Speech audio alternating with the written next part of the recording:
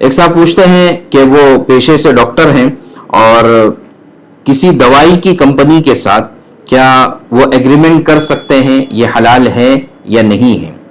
देखिए, ये बड़ा अहम और पेचीदा मसला है कि डॉक्टर की असल जिम्मेदारी होती है लोगों की खिदमत करना, इंसानियत की खिदमत करना, और इसमें बहुत ज़्यादा ज़रूरत है दयानतदारी की, खैर खाही की। इस सिलसिले में समझ लेना चाहिए कि जितने भी डॉक्टर्स हैं या फिर मेडिकल वाले हैं या लैब वाले हैं, इन सब से मुतालिक एक मजमूई हुक्म यह है कि ये सारा शोबा यानी हेल्थ केयर का जो शोबा है, डिपार्टमेंट है, ये इंसानियत का शोबा है और इसमें बहुत ज़्यादा दयानतदारी की ज़रूरत है और बहुत ज़्यादा खैर खाही की ज़रूरत होती है।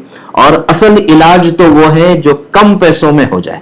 ज़्यादा पैसों में इलाज होना ये इस वक्त का एक बहुत बड़ा मसला है। तो अब सवाल ये है कि क्या डॉक्टर्स हैं या मेडिकल किसी भी तरीके के पेशे के लोग हैं, क्या वो किसी दवाई की कंपनी से कोई एग्रीमेंट कर सकते हैं या नहीं कर सकते। तो इस सिलसिले में देखिए, उलमा ने चंद शर्तें बताई है। उन शर्तों का अगर लिहाज किया जाए तो फिर ये एग्रीमेंट किया जा सकता है। जैसे मिसाल के तौर पर पहली शर्त यह है, डॉक्टर का या किसी भी हेल्थ केयर से रिलेटेड शख्स का उस पेशेंट से कमीशन वसूल करना ये मकसद ना हो, कमीशन के लिए वो दवाई रिकमेंड ना की जाए।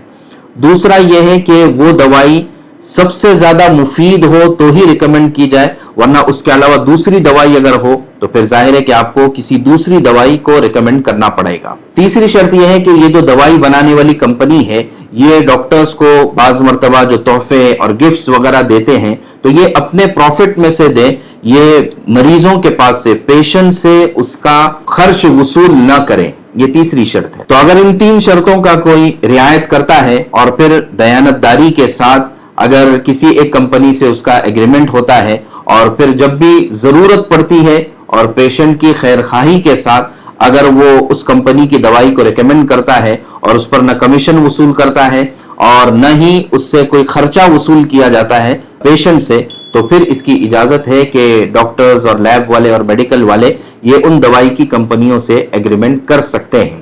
लेकिन जहां तक मसला है कि उलमा ने ये जो बात लिखी है, प्रैक्टिकली शायद ऐसा होना बहुत मुश्किल नजर आता है, इसलिए कि आम तौर से जब आपका एग्रीमेंट हो जाएगा तो फिर आप उसी दवाई को रेकमेंड करना पसंद करेंगे, इसलिए कि आम तौर से फिर दवाई की कंपनियां कमीशन देती हैं। हाँ, अगर दवाई की कंपनियां अगर तनख्वाह मुतय्यन करें तब तो इसमें कोई हरज नहीं है।